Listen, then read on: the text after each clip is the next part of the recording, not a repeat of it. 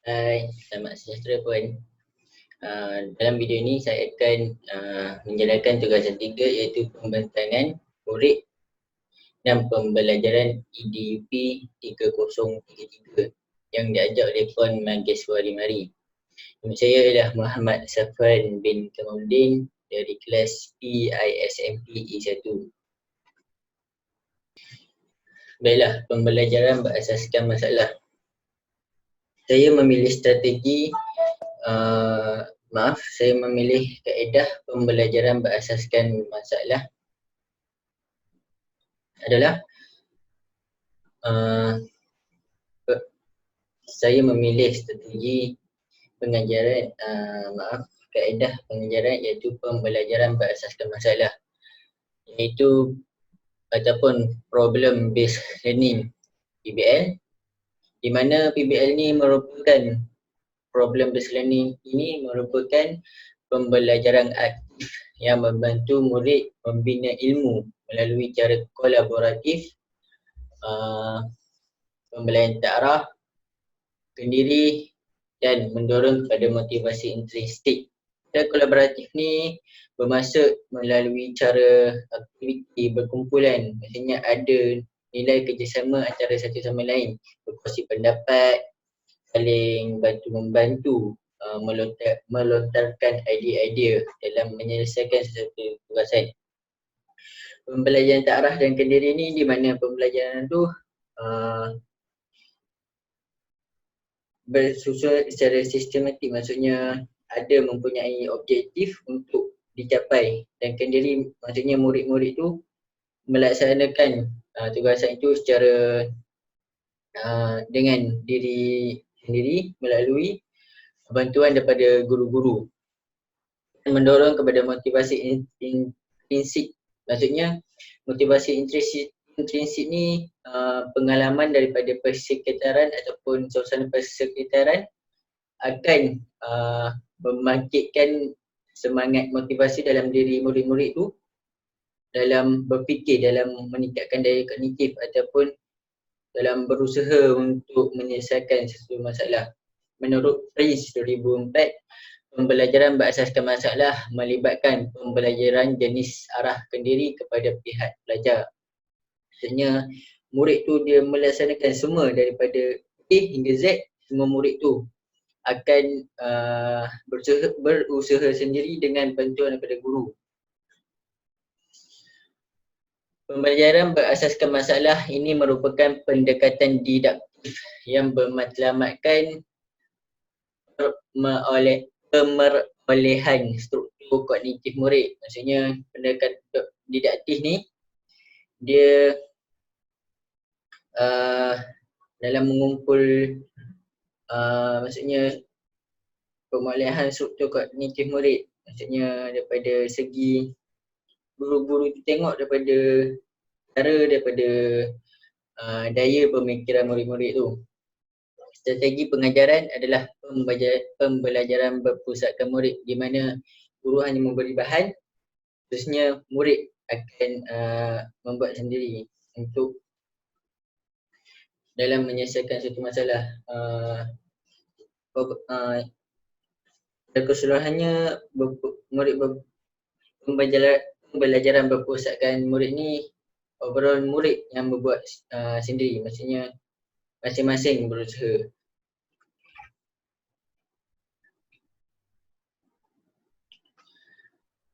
Baiklah, seterusnya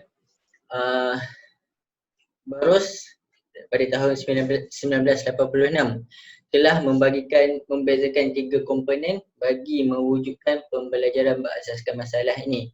Komponen pertama adalah sifat-sifat penting pembelajaran berasaskan masalah. Yang kedua, penggunaan yang memudahkan pembelajaran berasaskan masalah seperti membahagikan murid pada kumpulan-kumpulan rutin.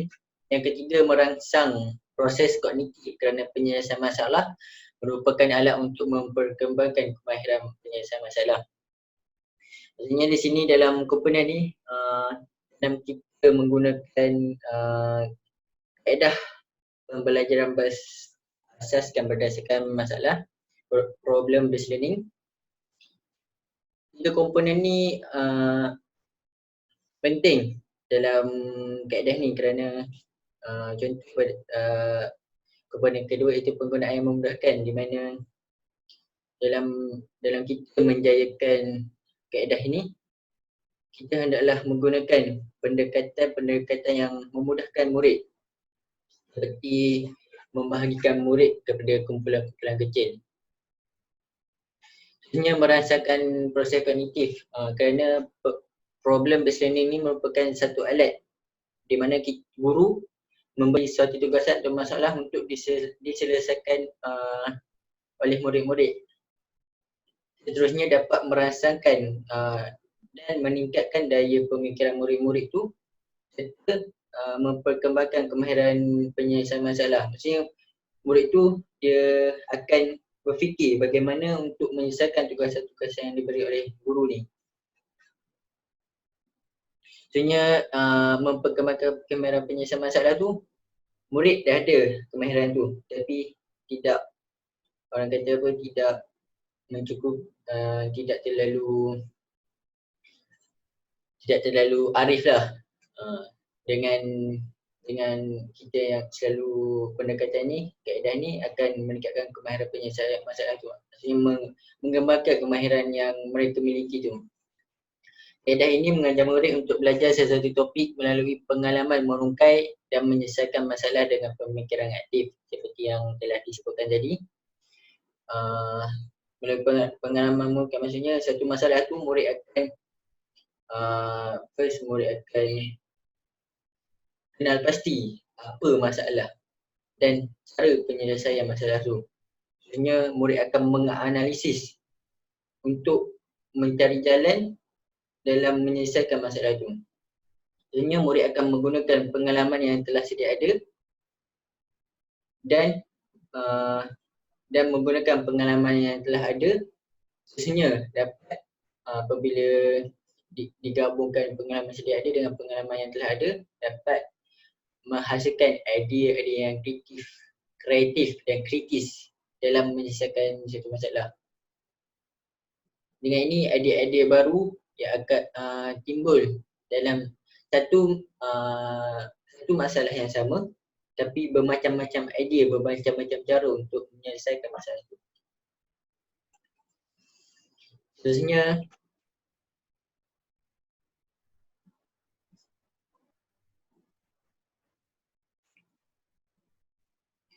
kelebihan pembelajaran berasaskan masalah PBL ni adalah yang pertama, memberi ruang kepada murid untuk mempraktikkan teknik pembelajaran sendiri. Maksudnya murid, guru tu memberi peluang, memberi ruang kepada murid untuk menggunakan segala kemahiran mereka, segala pengetahuan, kemahiran yang sedia ada dalam diri mereka tu dalam menyelesaikan tugasan yang diberi. Yang kedua, meningkatkan daya kognitif murid-murid, di mana apabila guru selalu menggunakan kaedah ini, iaitu kaedah problem based learning, murid akan selalu menggunakan daya pemikiran mereka, akan selalu, maksudnya dalam menyelesaikan masalah tu, murid akan berfikir dan terus berfikir dan selalu berfikir. Dan dengan ini, daya kognitif murid-murid itu dapat ditingkatkan. Dan apa kesan dia? Kesannya murid akan dapat memikirkan dan dapat mengatasi apa-apa masalah yang ataupun tugasan yang mereka terima, kerana mereka telah mempunyai idea-idea bagaimana untuk mengatasi masalah itu.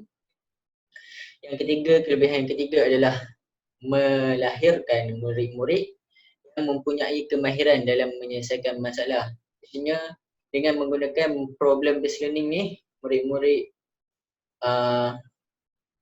akan dapat melahirkan murid-murid yang mempunyai kemahiran.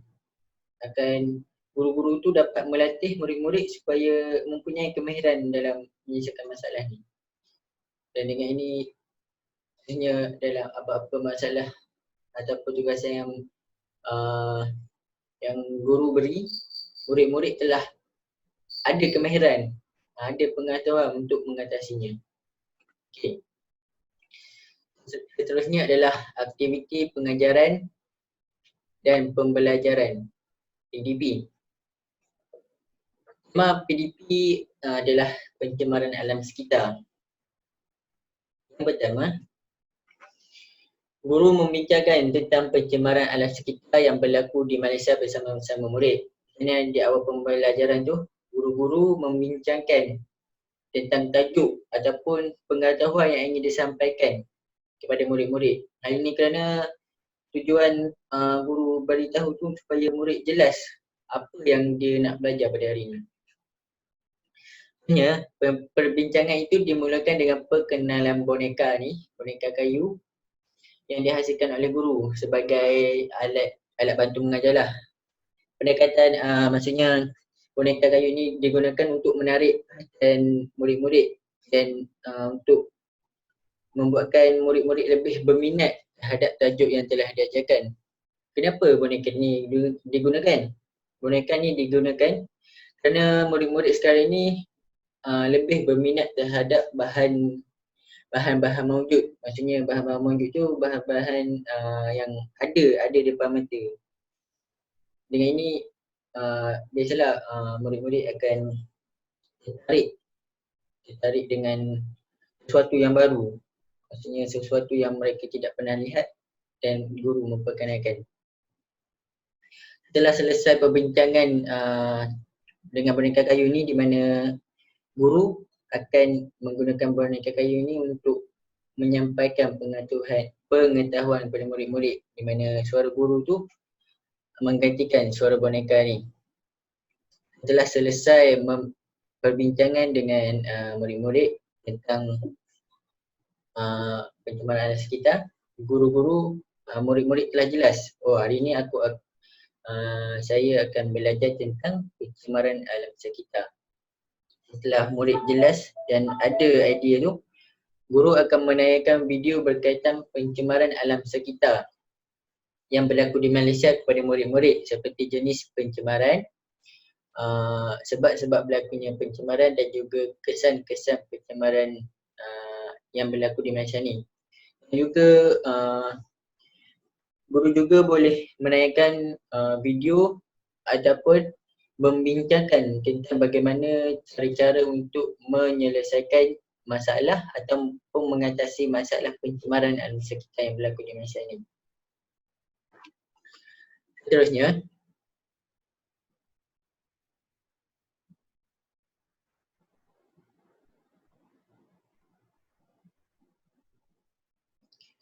seterusnya murid dibahagikan kepada 6 kumpulan yang dinamakan stesen 1 hingga stesen 6, di mana kumpulan 1 adalah stesen 1, kumpulan 2 adalah stesen 2, kumpulan 3 adalah stesen 3, kumpulan 4 stesen 4 dan seterusnya.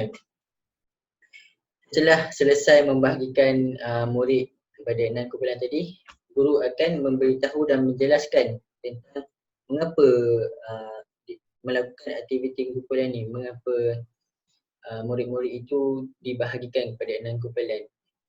So di sini guru akan menjelaskan bahawa mereka akan membuat aktiviti berkumpulan iaitu gallery walk. Maksudnya murid-murid akan bergerak dari satu kumpulan ke satu kumpulan yang lain bagi mendengar pendapat dan pandangan ahli kumpulan tersebut untuk disampaikan kepada kumpulan lain. Seterusnya, langkah yang seterusnya, setiap kumpulan menghantar satu orang wakil untuk mengambil sekeping gambar berkaitan pencemaran alam. Setiap kumpulan diberikan satu kertas mahjong bagi menulis pendapat mereka terhadap gambar yang telah diagikan tadi. Setelah selesai menyatakan pendapat, setiap kumpulan akan bergerak ke stesen yang telah ditetapkan sehingga selesai bergerak ke semua stesen. Ini bermaksud apabila setiap kumpulan akan diberikan sekeping gambar yang berkaitan dengan pencemaran alam yang berlaku di Malaysia, di negara ini. Jadi tugasan yang diberi oleh setiap kumpulan itu adalah murid-murid hendaklah menentukan, berdasarkan gambar tu murid-murid hendaklah menentukan apa jenis pencemaran alam yang berlaku. Seterusnya, mengapa pencemaran itu berlaku? Seterusnya, kesan-kesan kepada negara Malaysia ataupun kepada alam flora dan fauna di Malaysia ni. Dan akhir sekali adalah cara-cara mengatasi masalah pencemaran alam ini. Jadi di situ guru memberi 4 tugasan untuk ahli kumpulan. Setiap kumpulan itu, di mana setiap ahli kumpulan itu akan melontarkan pandangan, memberikan pendapat satu sama lain untuk menyiapkan tugasan-tugasan ini. Di sini murid-murid akan bergerak secara kolaboratif. Maksudnya murid-murid akan menyelesaikan tugasan itu dengan bekerjasama, saling melontarkan idea-idea yang baru, saling menggunakan daya kognitif masing-masing dalam menyelesaikan masalah itu. Seterusnya, setelah selesai murid-murid menulis pandangan, pendapat 4 tugasan tadilah dalam kertas madung tu, seorang wakil akan tunggu di stesen. Seorang wakil ahli kumpulan tu akan tunggu di stesen mereka sendiri, dan ahli kumpulan yang lain akan bergerak ke stesen-stesen yang lain. Sebagai contoh, stesen 1 akan bergerak ke stesen 2, setelah selesai kepada stesen 2 akan bergerak ke stesen 3, dan begitulah berikutnya. Maksudnya begitulah juga bagi stesen 2, stesen 3, stesen 4, stesen 5 dan stesen 6. Jadi wakil ahli kumpulan yang tunggu tadi, yang tunggu di stesen mereka sendiri, akan menyampaikan pengetahuan, akan menjelaskan apa pendapat kumpulan tersebut berdasarkan gambar yang telah mereka dapat tadi. Ahli kumpulan tersebut, wakil kumpulan tersebut akan menjelaskan, akan memberi pengetahuan kepada ahli kumpulan yang lain, memberi pengetahuan kepada kumpulan-kumpulan yang lain tentang jenis, sebab berlakunya pencemaran alam tu, kesan-kesan terhadap alam flora dan fauna, dan seterusnya cara-cara untuk mengatasi masalah tu. Dengan ini, semua murid secara tidak langsung akan mempunyai kesedaran, akan mendapat suatu ilmu yang baru. Dan melalui aktiviti kumpulan ni juga, guru dapat meningkatkan kemahiran intrapersonal, maksudnya kemahiran berkomunikasi antara satu sama lain. Nilai kerjasama dapat memupuk semangat kerjasama tu, dan meningkatkan kemahiran individu, di mana murid-murid akan membina keyakinan diri dalam bercakap di hadapan rakan-rakan mereka. Dengan ini secara tidak langsung, guru dapat meningkatkan keyakinan semangat yakin diri murid-murid tersebut. Setelah selesai kumpulan tersebut bergerak ke semua stesen, iaitu 6 stesen. Sebagai contoh, stesen 1 telah bergerak daripada stesen 2 hingga stesen 6. Semua murid akan kembali kepada kumpulan masing-masing, dan guru akan memberikan latihan kepada setiap kumpulan. Latihan ni sebagai bahan bantu mengajar, akan diberikan kepada setiap kumpulan. Untuk setiap ahli kumpulan tu, tugasan ini adalah individu. Setiap murid akan dapat latihan ini dan menjawab. So dari segi penilaian, guru-guru akan mengutip kertas latihan ini mengikut kumpulan yang 6 kumpulan tadi. Dan cara penilaian adalah sebagai contoh, latihan daripada kumpulan 1 akan diberikan kepada kumpulan 6. Kumpulan 6 akan diberikan kepada kumpulan 2, dan begitulah berikutnya. Di mana murid-murid sendiri akan diberi pendedahan untuk menanda kertas rakan-rakan mereka. Dan guru, jawapannya guru akan menulis di hadapan di papan putih dan murid akan menanda kertas rakan-rakan mereka berdasarkan jawapan yang guru tulis tadi. Latihan ni sebagai untuk guru-guru tu menilai objektif sama ada objektif pengajaran dan pembelajaran hari ini tercapai ataupun tidak. Dan pada akhir pembelajaran, guru akan merumuskan daripada aktiviti yang telah dijalankan, di mana aktiviti galeri walk tadi. Rumusan ini juga akan menggunakan boneka kayu ni, di mana suara guru akan menjadi suara boneka ni dan guru akan merumuskan daripada awal pengajaran hingga akhir pengajaran. Guru akan merumuskan daripada A hingga Z supaya murid-murid lebih jelas dan faham tentang apa tajuk dan pengetahuan yang mereka belajar pada hari ini, pada pengajaran dan pembelajaran itu. Okay, baik. Secara keseluruhannya, PBL ataupun problem based learning ini adalah penting dan amat sesuai bagi melahirkan generasi yang mampu menyelesaikan apa jua masalah yang dihadapi dan mampu membuat keputusan yang tepat. Selain itu, problem based learning PBL ini ataupun pembelajaran berasaskan masalah ini juga mampu meningkatkan daya pemikiran dan kognitif murid-murid dalam menghasilkan idea-idea yang kreatif dan kritis dalam menyelesaikan masalah. Sahaja daripada saya. Sekian, terima kasih.